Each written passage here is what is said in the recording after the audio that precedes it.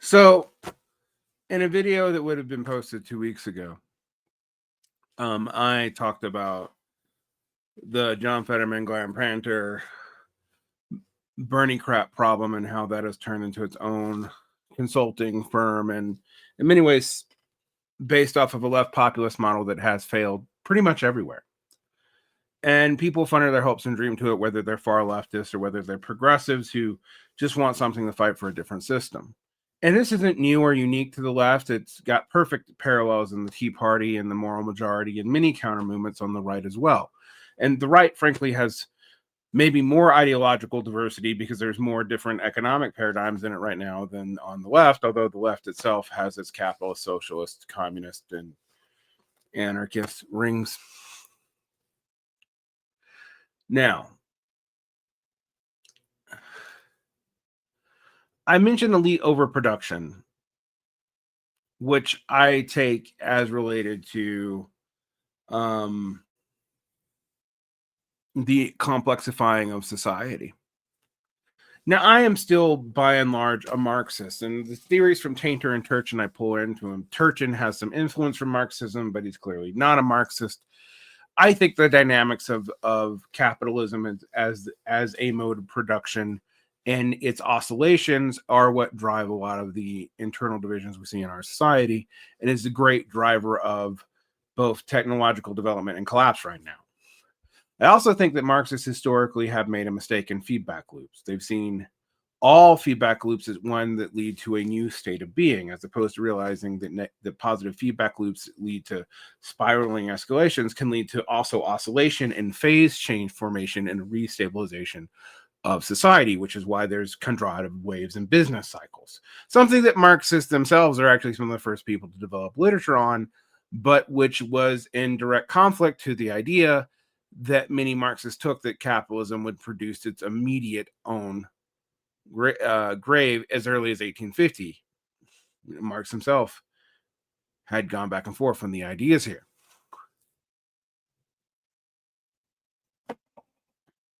But when you look at things like left populism, how is it part of elite overproduction? Well, most of these people that you see that lead podcasts and stuff today with large followings had investors, have family resources, had access to people who could give them patronage, and so on. Many of whom are professionally trained and skilled at elite institutions, many of whom are Ivy Leaguers who were able to utilize that to form like counter narratives. And this isn't new. We saw this in the 1970s as well. But in the 1970s, a lot of this outsider stuff was really a lot more organic because, ironically, it was both harder and easier to do. Harder to do in that you actually had to invest a lot more technology and time into doing these kinds of things, but easier to do in that you had more organic communities to do it from. Whereas today we have less organic communities to actually affect local politics, but massive platforms in which we promote ourselves in a diffuse spectacle manner. The diffuse spectacular manner of this is actually part of the problem, and maybe I need to talk about the spectacle and maybe why I've rethought my criticism of Guy Debord lately, but we'll come back to that in a minute. This means that just like with blogs in the 2000s, which led to an influence of left and liberal theory in the general public and misunderstandings about terms around that, spreading first through blogs on WordPress and then through things like Tumblr, and then into people misunderstanding that into TikTok videos by the time you get into the middle or late teens and YouTube videos here, and the development of things like BreadTube and RedTube and all that. Now, there's nothing wrong with elite education in and of itself, although it is a Nepo baby game. And if you track a lot of the lineage of the people involved in independent journalism, you'll find that they are not all that independent or all that not nepotistic either. But maybe I'm showing you the sausage too loud because this doesn't get as much attention, or people just think they're cynical about it. But they're really not, because they're investing their consumer choices into this and treating politics as a consumer choice. But beyond the consumer choices, why are there all these elites in the first place? Like, after all, if you even had a kind of elite background in the 1950s, the OSS or the CIA or the FBI would have approached you, or you would have been snapped up by one of those companies that did such things. Ironically, the expansion of education actually weakened the elite function and sorting pattern of education throughout the 1980s and 1990s until you got into the teens, where 40 to 45% of the population has a degree if you're under the age of 50, and 60% of people have gone through school and gotten some formal credentialing, which is the majority of the population. I will tell you that that is significantly larger than any sector of the economy. Service sector is not that big, did not have that many people go through it. The manufacturing sector is 15% of the economy. So education and the higher education, where you outsource the education you would have gotten in public schools, but has been degraded into something that you now pay for, and this being supposedly fixed by making education universal and free. Although, again, if you study the European countries that do this, it overwhelmingly favors the wealthy there too. That's a fact. But you produced all these elites who then did not have jobs, or did not have the jobs that could replicate the experience of their parents, so were downwardly mobile, socially alienated, and also very, very well skilled in very particular niche things, but not generally skilled anymore, because very few people are generally skilled anymore.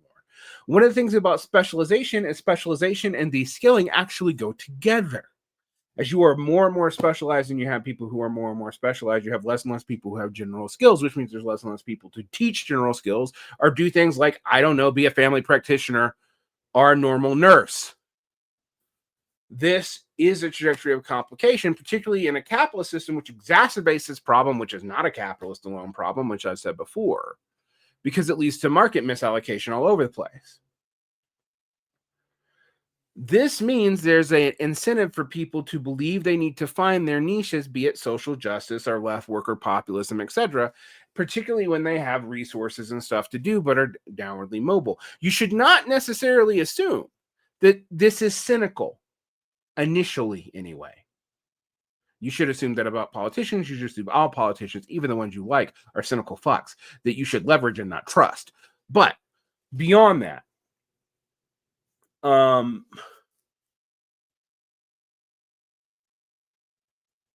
ask yourself the question: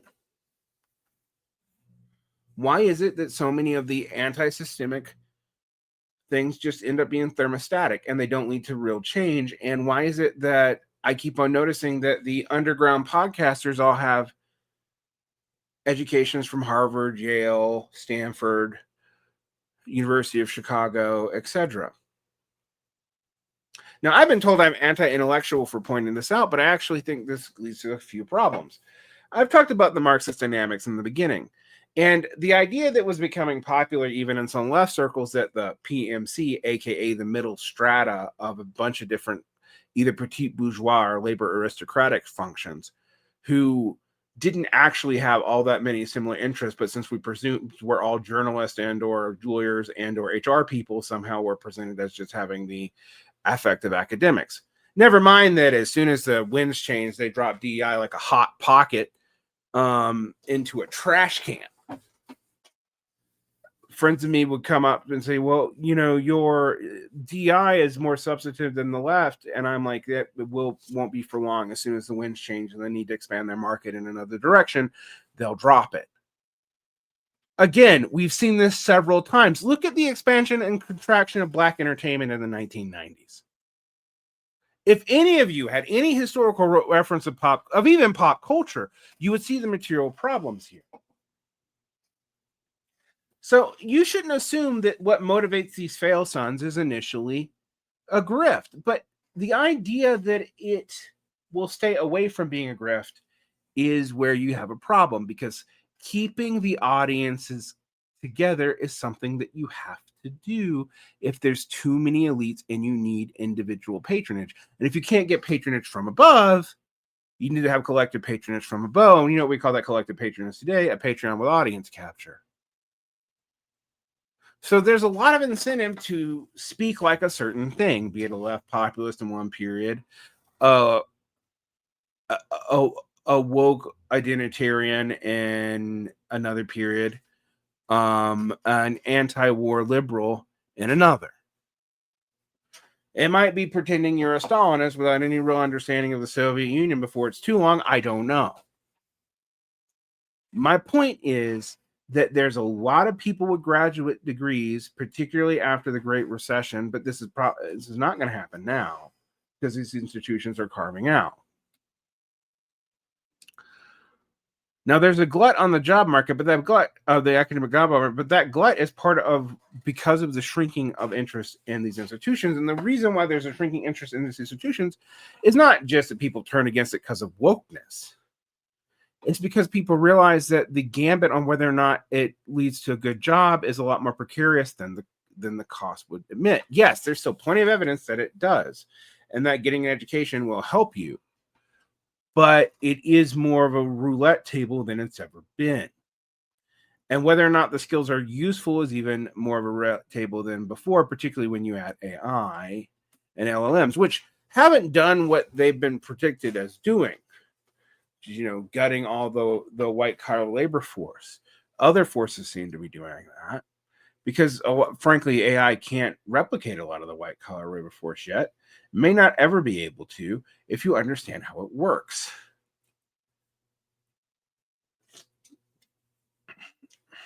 But to return to elite overproduction.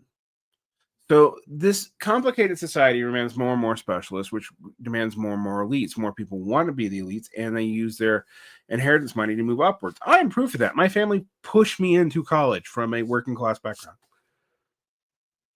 All right. My mom went to college in her late 30s. She was a waitress for most of my childhood. She became a nurse when I became an adult. But we were pushed into college because it was a way out for our families. But at the same time, there was all these children of professionals, children of the rich, trust fund babies whose families have massive wealth, but divided up over more and more small parcels of long-term inheritance, who were downwardly mobile.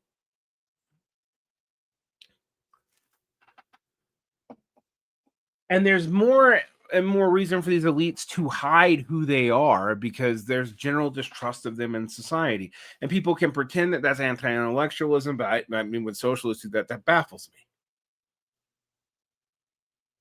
Do we not believe that working class people can actually adjudicate these things for themselves with reading skills, which, you know, they may be deprived of by bad schooling, but nonetheless, it's not because people are inherently dumb. So what is the outcome for all this? Well, Peter Turchin sees this as part of quick decline, or at least a way to reset cycles. Joseph Tainter sees this as why societies actually collapse most of the time, is the resources expended on elite debates end up dominating politics and eating up more and more money and resources, which should go to other things, which leads to more and more wealth capture until things are non-productive. Then some societies just don't fix it, and those societies go away. The issue is we live in a global capitalist market where national borders are not the clear demarcators of societies. Now, that may be changing, but it hasn't changed completely yet. There's still an international market system to which even nominally socialist states must abide in. Some societies control their elite and elite overproduction better than others. See, China. China does a lot of things better than a lot of other groups right now. But this is something that you really have to look and dig into. The idea that all these people are cynically trying to sheepdog you is wrong, but the idea that they won't do it anyway is also wrong. Personal motives are not what drives this. Material incentives are. And some of these people have egos and just want to grift you, and others might be sincere, and a lot of the first ones probably are. And not everyone who is in on this train is a bad faith actor. Traditionally, I know several people who work in the socialist media who believe in this sort of left populism stuff, who are good people, do not get paid massive amounts for this. When they write articles, they believe it. They might have a lot of egg on their face, but they believe it. And they're not getting paid to do it, even though someone is paying someone to keep that stuff out there. When I said in this show that you don't fight other people's battles, elite overproduction and watching them fight amongst themselves for niches and new political orders is not something I care to fight in. Yeah, it may be more progressive for us to have a left populist Democratic Party. I don't know what voters are going to support that. And I don't know why people think that you can diffuse this forever from a population that's getting poorer and poorer. 90% of consumer spending this year is done by the 10% of society. Credit card rates and stuff are doing well because only rich people are now using them. Everyone else has maxed theirs out. If you think you can continue milking that sector of society for grassroots money for candidates that they can't even vote for, you're a fool. But if you are a bunch of people who are elite, even if you believe what they say, this is the only way you can continue to have a media spot. Now, I'm going to end this here with a couple links to some articles that may help you understand what I'm talking about. But the fact that there's a consulting industry tied to this, and the fact that all these people talking to Ghost Whisperer for the common man often are just as elite as the people that they're criticizing, that shouldn't surprise you any more than Bill Burr going to a comedy festival to get paid and getting mad when people pointed out his hypocrisy. People are right that he's an entertainer. He's going to go with who pays him, and he's going to want the money who pays him, which is going to be wealthy. I think what the problem is they have to admit that they were dumb enough to believe that any of that populist shtick that a comedian does is anything more than a shtick. Even if they believe it, that's not how they put food on their plate. And by the way, on working class politicians have patrons or they would not be there. And by working class, I mean upper middle and middle class working class. I mean people who have blue collar work from non-college educated families, but whose families accumulated some wealth during the Fordist period or something like that. And even those people need massive patrons to be able to go up into politics. There's a reason why J.D. Vance seems to always have a patron somewhere and his politics are so fungible. So I'm not saying I want real working class politicians until we live in a socialist society where real working class politicians don't need patrons. But I can tell you most of the people who are independently running are running with very little guys who are working class, either have patrons or they aren't that working class, even in origins most of the time. Elite capture is everywhere because there's elite overproduction everywhere. And elites have advantages. They have resources you don't. They have skills you probably don't. I'm not saying it's meritocratic. It's not. But I'm saying if you've had access your whole life to a certain set of people with a certain set of skills, it's usually a lot easier to manifest any merit that you have than people who had to struggle to even get a little bit ahead. Now, people do come up, but they come up a lot more in the 19th century than they do now. And that gets us to the last point I'm going to make in this rambling thing here about the iron law of oligarchy, which is even volunteer organizations that are relatively egalitarian, like unions and whatnot, have captured choke points because of bureaucracy, which people with advantages, either socially or monetarily, or with institutional charisma, can hold and seize and freeze up. Robert Michel's and political parties was ultimately not wrong about that. Plus, there are habitases, to use some phrases from Pierre Bardou, which enable people to more cleanly move through society.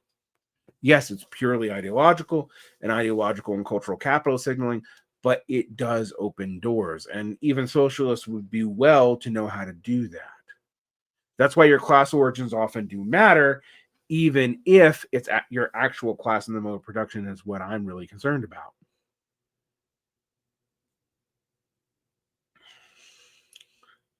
Because even elites who aren't fail sons, who aren't Nepa babies, but who work their way up through that system are still elites and still have those incentives. Trust me, I know.